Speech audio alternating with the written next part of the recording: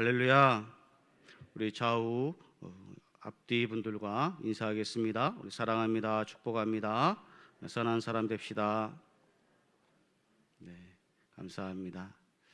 오늘 말씀은 예수님의 비유 시리즈 14번째 시간으로 선한 사마리아 사람의 비유에 대해서 함께 말씀을 나누도록 하겠습니다.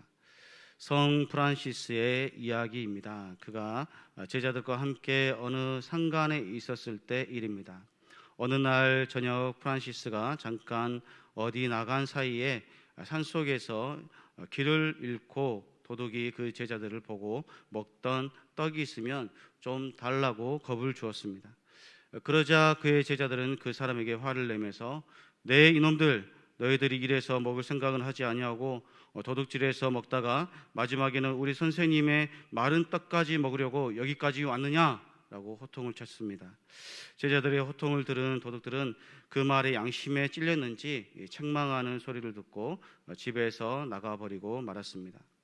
어느 정도 시간이 흐른 후에 프란시스가 외출하였다가 다시 귀가했을 때 자신들에게 일어났던 일을 프란시스에게 말했습니다. 그 말을 들은 프란시스는 제자들을 위로하고 놀란 마음을 추스려 주는 것이 아니라 오히려 책망하면서 도둑이건 도둑이 아니건 배가 고픈 사람에게 먹을 것을 주는 것은 우리가 마땅히 할 일인데 너희들이 왜 떡을 주지 아니하였느냐 하면서 프란시스는 제자들에게 떡을 내주며 이제 이 떡을 가지고 산에 가서 그 사람을 찾아서 이 떡을 꼭 먹이고 돌아오라라고 했습니다. 그래서 이 제자들은 밤새도록 찾아다니다가 마침내 산속에서 도둑을 만나 그 떡을 다 먹였다고 합니다. 그때 그 도둑들이 얼마나 고마운지 이 제자들과 같이 프란시스를 찾아와서 자신의 죄를 회개하고 새로운 사람이 되었습니다. 이 중에는 프란시스의 유명한 제자가 된 사람도 있다고 합니다. 우리가 완전한 자리에 나아가려고 하면 우선 화평을 사랑하고 또 다른 사람의 죄를 용서해주고 악을 악으로 갚지 아니하고 선으로 갚아서 죄인을 구하는 자리에 우리는 나아가야 할 것입니다. 선을 행하는 것은 구원받기 위함이 아니라 하나님의 자녀라면 마땅히 선함으로 살아가야 할 줄로 믿습니다. 그 마음에 악을 품으면 악의 열매가 맺는다라고 성경은 우리에게 말씀하고 있습니다. 그런데 예수님께서 공생의 기간 동안에 복음 사역을 하실 때 한 율법학자가 예수님을 시험하기 위하여 사람이 어떻게 해야 영생을 얻을 수 있는지 물었습니다. 예수님은 율법에 무엇이라고 기록됐냐라고 그에게 반문하였습니다. 이에 그는 자신 있게 대답하였습니다. 내 마음을 다하고 목숨을 다하고 힘을 다하고 뜻을 다하여 주 너의 하나님을 사랑하고 또한 내 이웃을 내 몸과 같이 사랑하라 라고 했습니다 라고 예수님께 대답을 했습니다. 이 대답은 그 율법사의 손목에 차고 다니는 작은 손금 말씀 상자 속에 들어있는 말씀입니다. 예수님은 그대로 지켜 행하라 라고 하셨습니다. 이때 율법사는 다시 질문하기를 내 이웃이 누구냐라고 물었습니다. 이에 예수님께서 세 사람을 등장시켜 이야기를 말씀하시면서 이 세 사람 중에 누가 강도 만난 자의 이웃이냐고 이 율법 교사에게 예수님께서 질문하였을 때 이 사람은 자비를 베푼 자다라고 대답을 하였습니다. 이 대답에 예수님께서 그에게 너도 가서 이와 같이 하라라고 말씀하셨습니다. 그렇다면 오늘 본문 말씀을 통해서 세 가지 영적 교훈을 생각해 보고자 합니다. 첫 번째는 내 이웃이 누구입니까? 라는 것입니다. 우리 같이 읽어보겠습니다. 시작. 내 이웃이 누구입니까? 네, 하나님께서는 사람에게 영혼을 사모하는 마음을 주셨습니다. 그래서 누구든지 영생을 꿈꿉니다.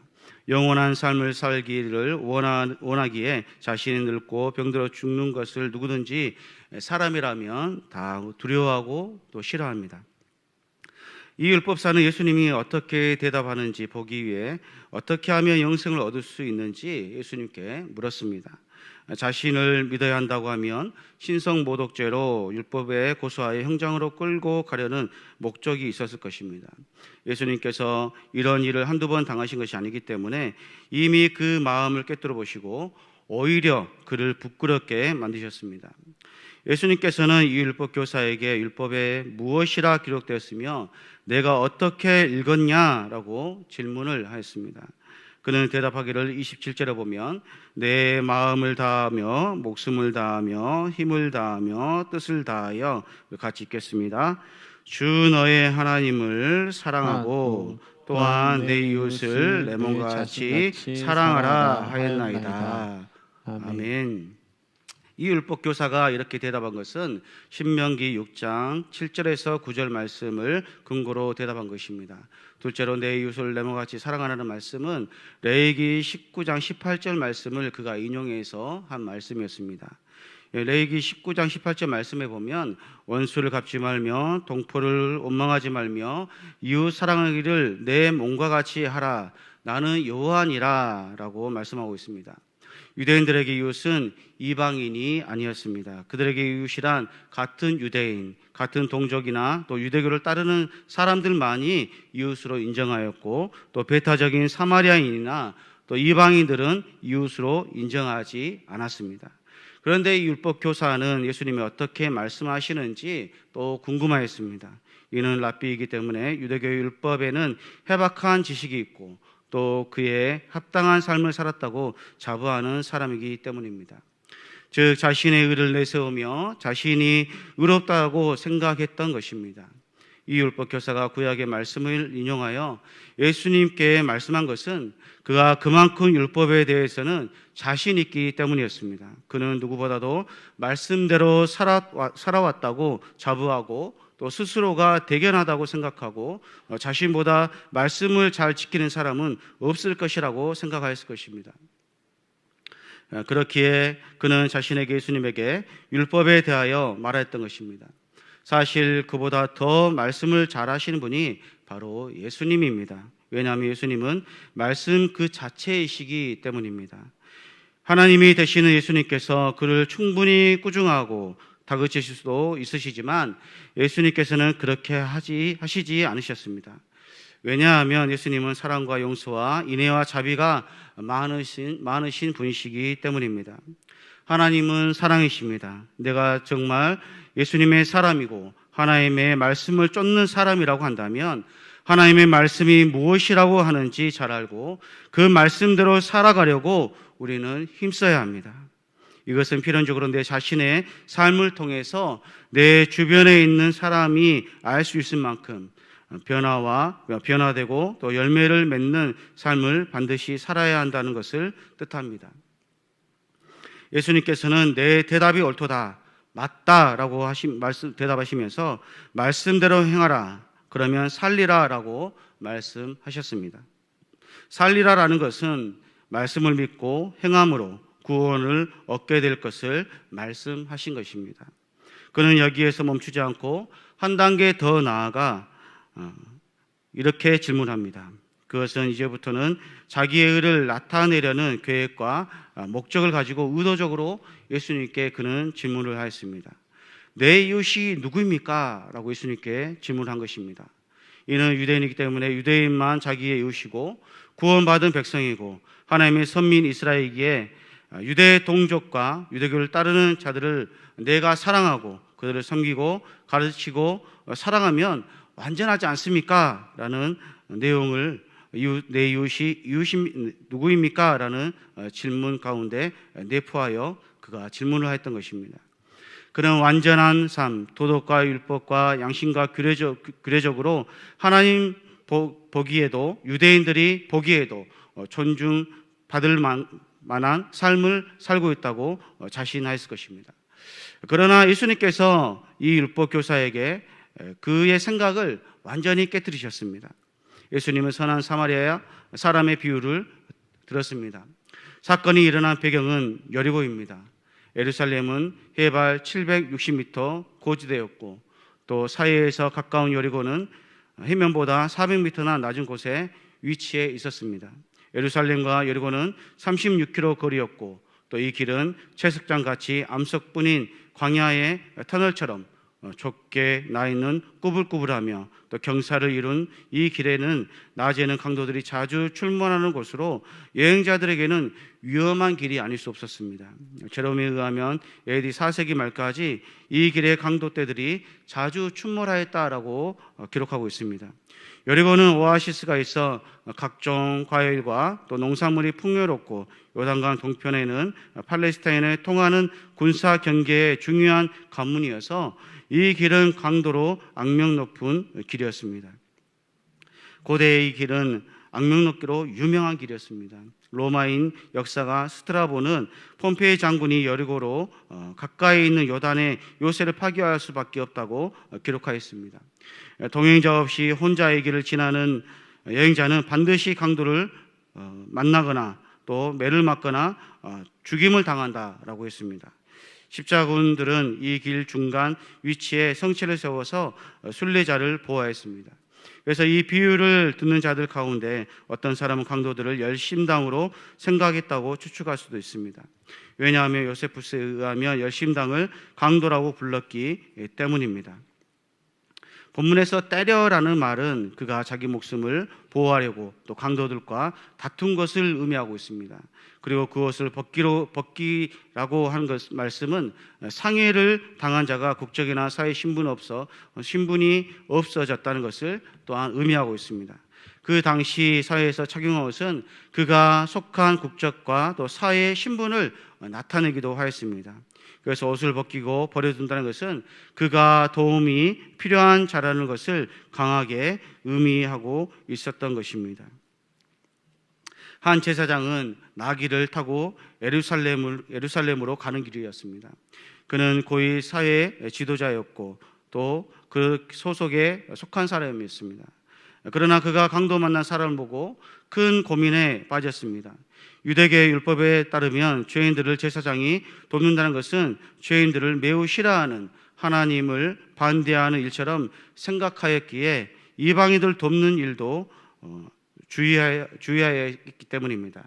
그리고 다른 랍비들의 계명도 지켜야 했는데 그것은 친구가 물에 빠졌거나 또 짐승에게 상처를 입었거나 또 강도를 당한 경우에는 그를 구해낼 의무가 있다는 계명이 있었습니다. 그는 이 두 가지 계명에 고민하였습니다. 만약 돕지 않는다면 하나님을 반대하는 일이 되고 또 돕는다면 제사장의 직무를 할 수 없기 때문입니다. 제사장은 11조를 모으고 분배하는 일을 맡았는데 만약 이 사람이 죽은 상태라면 사체를 만질 수 없다는 율법 때문에 당분간 제사장의 직무를 못하게 되고 또 자기의 가족과 종들이 함께 생계의 어려움을 당할 수 있겠다라는 생각을 그가 하였을 것입니다. 잠시 후에 또 한 사람 레인이 이 길을 지나가게 되었습니다. 레인도 마찬가지로 반송장 같은 동포를 그대로 둔 채로 떠나버렸습니다. 레인은 원하면 제사장보다 좀 여유 있는 태도를 취할 수 있었습니다. 레인은 예식 행사를 맡은 기간에만 의식적 청결을 지켰습니다. 그러므로 그가 원했다면 강도 만난 자를 도와줄 수도 있었습니다. 만일 강도 만난 사람을 도와주는 도중에 자기 손에 죽게 되더라도 이 불결에 관한 규례의 요구가 그리 심각한 것은 아니었습니다. 그는 충분히 강도 만난 자를 도울 수 있었지만 그 사람이 어떤 상태인가만 볼 뿐 도와주지 않고 그 역시 지나가고 말았습니다. 제사장과 레위는 유대인이고 또 하나님의 율법을 지켜야 한다는 이유로 그를 도와주지 않았습니다. 율법의 정신은 사랑인데 이 핵심적인 사랑을 이해하지 못했던 것입니다. 이렇게 두 사람, 제사장과 레위인, 즉 하나님의 말씀을 지키고 믿음으로 살아야 할 그들이 하나님의 뜻을 알지도 깨닫지도 못하여 말씀을 지키지 않는 오류를 범하고 만 것입니다. 이 두 사람이 지나가고 난 후에 어느 정도의 시간이 흘렀는지는 알 수는 없지만 사마리아 사람이 이 길을 또 지나가게 되었습니다. 그 제사장과 레인들에게 계책을 받은 사마리아 장사꾼이 이 길을 지나가다가 이 강도 만난 사람을 발견하였습니다. 그 사마리아인은 그냥 지나쳐 가지 않았습니다. 나귀에서 내려 포도주와 기름으로 상처를 씻고 응급처치를 한 뒤에 나귀에 태워 하룻길을 걸어서 도착한 여리고 주막에 도착하여 여관에게 여관 주인에게 치료를 부탁하였습니다. 그리고 돈이 더 들면 나중에 갚겠다라고 하면서 돈을 주며 돌아올 때까지 돌봐주기를 부탁을 하였습니다. 사마리아 사람이 여관 주인에게 비용이 더 들면 오는 길에 지불하겠다라고 한 말은 이 사람이 이 길로 자주 다니는 길이라는 것을 추측해 볼 수 있고, 또 주인과 안면이 있는 사이라는 것 또한 추측해 볼 수 있습니다. 그리고 이 주인도 사마리아 사람처럼 선한 사람인 것 또한 추론하게 합니다. 왜냐하면 다친 사람을 치료해 주기 위해서는 자신의 여관이 강도 만난 사람이 흘린 피로 이불이며 모든 것이 더러워질 것이고, 또한 사람의 피비린내로 인하여 그 방은 잠시 동안 환기를 해야 하므로 다른 행위들을 받을 수 없기 때문에 더 많은 피해를 입을 것을 예상했음에도 불구하고 이 사마리아 사람과 관계가 좋기 때문에 강도 만난 사람을 그는 받아주었을 것입니다. 이 사마리아 사람은 평범한 장사꾼으로 그 여관 주인과 잘 아는 사이인 듯합니다. 그리고 무조건 신용할 수 있는 사이인 것 같습니다. 그래서 비용이 더 들면 나중에 갚겠다고 하여도 의심 없이 믿어주는 것입니다. 이 선한 사마리아 사람은 보통 시장의 장사치입니다. 종교적 실천의식이나 윤리적 인도주의 같은 의무의식에서 이 강도 만난 사람을 도운 것이 아닙니다. 민족 감정을 초월해서 사회 문제를 해결해 보겠다고 외치는 의식이 뚜렷한 바탕에서 도운 것도 아니었습니다. 그의 행동은 한 인간의 자연스러운 인정에서 도왔습니다. 도움이 구체적이고 실제적입니다. 적선한다는 타산도 그에게는 없었습니다. 손과 발과 또 몸으로 그를 도왔습니다. 오늘날 제사장과 레위는 누구입니까? 그것은 사람들 앞에 드러나는 일에는 앞장서서 솔선수범하다가도 사람들이 알아주지 않는 선행은 하기 꺼려하는 그런 사람들이라 할 수 있습니다. 즉 하나님의 말씀을 하지만 말씀대로 행하지 않고 하나님의 뜻대로 살기도 노력하지도 원하지도 않는 그런 사람들입니다. 하나님보다 사람들을 더 많이 의식하는 자들이 현대판 제사장과 바리새인들 것인 것이죠. 즉 무늬만 그리스도인 것입니다. 주님께서는 은밀한 선행을 기뻐하십니다. 그래서 마가복음 6장 4절에 보면 내 구제함이 은밀하게 하라, 은밀한 중에 보시는 너의 아버지가 갚으시리라 라고 말씀하고 있습니다. 우리의 마음 상태까지 무슨 생각을 하고 앞으로 어떻게 행동할지 전부 다 아시는 분이 바로 하나님이십니다. 두 번째로 강도 만난 자가 누구입니까? 오늘 누가복음 10장 29절 말씀 같이 읽어보겠습니다. 시작. 그 사람이 자기를 옳게 보이려고 예수께 여짜오되 아멘. 그러면 내 이웃이 누구니까? 라고 말씀하고 있습니다. 예수님께서 비유하신 말씀에서 강도는 누구입니까? 강도는 여리고에 숨어서 약탈하는 자가 아니라 영적으로 하나님의 은혜와 사랑을 도둑질해 가는 바로 사단입니다. 마귀는 사람들의 마음 속에서 온갖 마귀의 마음을 심어놓고 사람들에게서 평강과 축복과 사랑을 빼앗아가고 또 불안과 반목과 싸움과 분쟁을 야기신 것이 바로 이 마귀입니다. 강도 만난 자는 그곳에 자주 강도가 출몰하는 지역인 줄 알았습니다. 그러나 그 길로 그는 지나갈 수밖에 없었습니다. 그리고 의도치 않게 자신이 강도를 만나게 된 것입니다. 자신뿐만이 아니라 지나가는 사람들이 많았지만 하필이면 이 사람이 강도를 만난 것입니다. 그러나 누구에게든지 강도는 다 찾아올 수 있습니다. 지피지기면 백전백승이라는 사자성어가 있습니다. 저걸 알고 나를 알면 100번 싸워 100번 이긴다는 말씀입니다. 즉 사단이 어떤 존재인지 알면 속지도 또 지지도 않는다는 것입니다. 항상 무엇이든지 눈에 보이는 현상만 쫓는 게 바로 사람입니다. 그러나 그 뒤에 영적인 세계에서 악한 마귀 사단이 연약한 인간의 마음에 들어와서 사람을 미워하게 만들고 질투하게 만들고 가장 연약한 부분을 공격하여 그 사람을 믿음에서 떨어지게 만들고 결국에는 하나님을 떠나는 삶을 살게 만들어 결국 더 힘든 삶을 살게 하는 지경으로 빠지게 만드는 것이 바로 마귀의 계략인 것입니다. 이 사단의 계략을 아는 방법은 하나님이 누구이신가를 아는 것입니다. 하나님은 두 단어로 설명한다면 바로 사랑입니다. 하나님은 사랑 그 자체입니다. 사랑이신 하나님이 우리를 얼마나 사랑하시는지 그 사랑의 확증을 십자가에서 보여주셨다고 성경은 우리에게 말씀하고 있습니다. 이 강도 만난 자를 그 누구도 발견하지 못했다면 그는 아마 죽었을 것입니다. 길에서 버리지 않고 어디 계곡이나 사람이 보이지 않는 곳에 강도들이 데려가 버렸다면 그는 죽고 말았을 것입니다. 그러나 그럴 새가 없었는지 강도들이 그 자리에서 버려두고 갔고 지나가는 사마리아인이 그를 발견한 것입니다. 우리의 인생에 시련이 없으면 좋겠지만 시련 없는 인생이 어디 있으며 문제 없는 인생이 어디 있으며 고난 없는 인생이 어디 있겠습니까? 건강의 격차, 빈부의 격차, 인간관계의 격차가 누구든지 다 있지만 결국에는 모든 것은 다 하나님 앞에서 모두가 다 결국에는 심판을 받게 된다는 것입니다. 우리는 당장 하나님이 나를 심판하지 않으시니까 나에게 문제가 발생하지 않으니까 편안한 줄 알고 그렇게 살아갑니다. 그러나 하나님께서는 그가 행한 대로 갚아주신다라고 성경 우리에게 말씀하고 있습니다.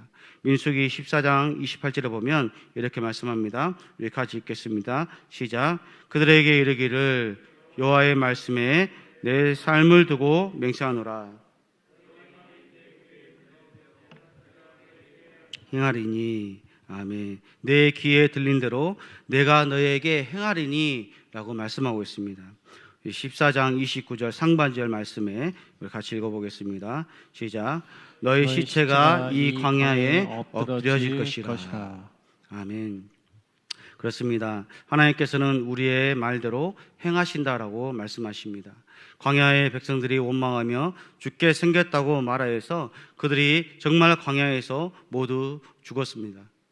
하나님께서는 내 귀에 들린 대로 행한다라고 말씀하셨습니다. 그러므로 우리의 말이 얼마나 중요한지 모릅니다. 나쁜 말, 나쁜 행동, 나쁜 마음을 가지면 그대로 하나님께서 그에게 대갚아 주겠다라고 말씀하시는 것입니다. 이것은 불신자뿐만 아니라 하나님 믿는 신자들에게도 적용되는 말씀입니다. 우리가 구원만 은혜를 받는 것이지 구원 이의 모든 것들은 다 행한 대로 갚으시는 분이 하나님이신 줄로 믿습니다. 그런데 어떤 자들은 자신이 가진 것이 전부이고 영원히 누릴 것처럼 행동하고 살아갑니다. 사람은 누구든지 다 생로병사를 겪습니다. 언젠가는 늙고 병들어 가기 마련입니다. 본인이 젊고 힘있고 재력이 있을 때에는 많은 사람이 그를 따르고 그로부터 혜택을 얻으려고 많은 것을 누리려고 그 사람에게 붙습니다. 인생에는 문제가 찾아옵니다. 결국에는 지구상의 모든 사람들이 다 똑같은 길로 죽음의 길로 가게 됩니다. 그 길을 피할 수 있는 사람은 이 세상에 단 한 사람도 없습니다. 인생을 살아갈 때 여러 가지 문제를 만나고 또 죽음의 문턱까지 가게 되는 경우도 있지만 중요한 것은 그럼에도 하나님의 은혜는 강도 만난 자에게 베풀어지고 있다는 것입니다. 그러므로 우리가 주어진 형편을 바라보고 문제만 바라보기보다 하나님께서 허락하신 것들을 발견함으로 감사의 조건이 불가능한 가운데 욥처럼 감사할 수 있는 믿음의 성도님들이 되시기를 바랍니다. 세 번째로는 선한 사마리아인은 누구인가입니다. 같이 읽겠습니다. 시작. 선한 사마리아인은 누구인가? 누가복음 10장 34절에서 35절 말씀 같이 읽어보겠습니다. 시작. 가까이 가서 기름과 포도주를 그 상처에 붓고 싸매고 자기 짐승에 태워 주막으로 데리고 가서 돌보아 주니라. 그 이튿날 그가 주막 주인에게 데나리온 2를 내어주며 이르되 이 사람을 돌보아 주라. 비용이 더 들면 내가 돌아올 때에 갚으리라 하였으니. 아멘. 이 불쌍히 여기는 자가 바로 선한 사마리아인입니다. 유대인들은 사마리아인을 혼혈족이라 생각하여 그들과 상종하지도 않았습니다. 그런데 오히려 그러한 사마리아 사람이 이 강도 만난 자를 도와준 것입니다. 있을 수 없는 일이 벌어진 것이죠. 이 이야기를 들은 율법교사는 망치로 머리를 한 대 맞은 것 같은 느낌을 받았을 것입니다. 즉 멘붕이 온 것이죠. 멘붕은 멘탈, 정신이라는 영어와 또 붕괴라는 한글이 합쳐져서 단축된 표현입니다. 즉 정신이 붕괴되었다, 무너졌다는 뜻으로 큰 충격을 받았다는 그런 말입니다. 이 강도 만난 자의 이웃은 유대인들도 상종하지 않는 사마리아인이었습니다. 제사장도 레위인도 강도 만난 사람을 도와주지 않았습니다. 그 이유는 자신에게 피해가 오기 때문이었습니다. 요즘 시대에도 사람들은 자기에게 피해가 오기 때문에 선뜻 남의 일에 나서지 않습니다. 왜냐하면 그 일에 휘말리면 많은 것들을 손해봐야 하기 때문입니다. 선한 사마리아 사람은 자신이 더 많은 손해를 보았음에도 그런 거 따지지 않고 계산하지 않고 강도 만난 자를 도와주었습니다. 그는 오직 이 사람을 살려야겠다는 생각밖에 없었습니다. 그의 마음에 영혼을 사랑하는 마음이 존재했던 것입니다. 그리고 이방인이지만 하나님의 율법과 규례와 법도를 알아 하나님의 뜻을 실천하는 사람이었던 것입니다. 자기가 가진 소유를 자기 것으로 생각하지 않고 하나님의 것을 가지고 하나님의 사람을 돕는다라고 그는 생각하였을 것입니다. 그는 제사장도 레위인도 아니지만 강도 만난 자, 어려운 이웃을 돕고 실천함으로 그의 선함을 사람들에게 보였고 하나님께 영광이 되는 삶을 살았을 것입니다. 마지막으로 누가복음 10장 36절에서 30절 말씀 같이 읽어보겠습니다. 시작. 내 생각에는 이 세 사람 중에 누가 강도 만난 자의 이웃이 되겠느냐. 이르되 자비를 베푼 자이니이다. 예수께서 이르시되 가서 너도 이와 같이 하라 하시니라. 아멘. 여러분, 강도 만난 자의 이웃은 사마리아인이었습니다. 그도 유대인이었고 제사장과 레위인도 같은 유대인이었지만 같은 동족이어도 그를 도와주지 않고 떠나버렸습니다. 그러나 사마리아 사람은 같은 동족이 아님에도 불구하고 그를 도와주었고 적극적으로 비용이 더 들면 지불하겠다라고 하였습니다. 예수님께서는 이 율법 교사에게 너도 이와 같이 하라라고 말씀하셨습니다. 영생을 얻기 위해 선을 행하라는 말씀이 아니라 선을 행하는 것은 하나님의 백성으로 당연히 해야 할 의무라는 것을 예수님께서 말씀하신 것입니다. 영생 구원은 믿음으로 받는 것이며 믿음이 있고 하나님을 사랑한다면 내 이웃을 내모같이 이와 같이 너도 행하라라고 예수님께서 말씀하신 것입니다. 사랑을 실천하는 일은 온전히 하나님께 붙잡힌 바 되고 또 성령으로 충만하지 않으면 할 수 없는 일입니다.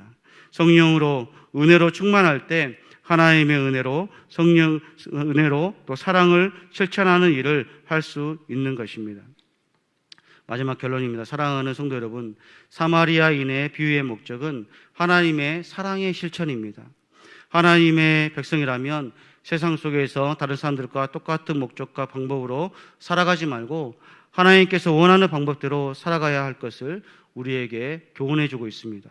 그리고 예수님께서 십자가에서 희생하셨듯이 반드시 사랑에는 희생과 헌신과 수고와 인애와 절제가 따른다는 것을 이 본문에서 우리에게 교훈해 주고 있습니다. 우리가 하나님의 백성이라면 정체성을 가지고 세상 속에 살아가지만 세상의 트렌드와 문화와 방식과 삶의 동기화 되지 않는 삶을 살아감으로 선한 사마리아인처럼 그리스도인이 더욱더 하나님께 믿음의 삶으로 정체성을 확립하는 성도님들이 되시기를 주님의 이름으로 소원합니다.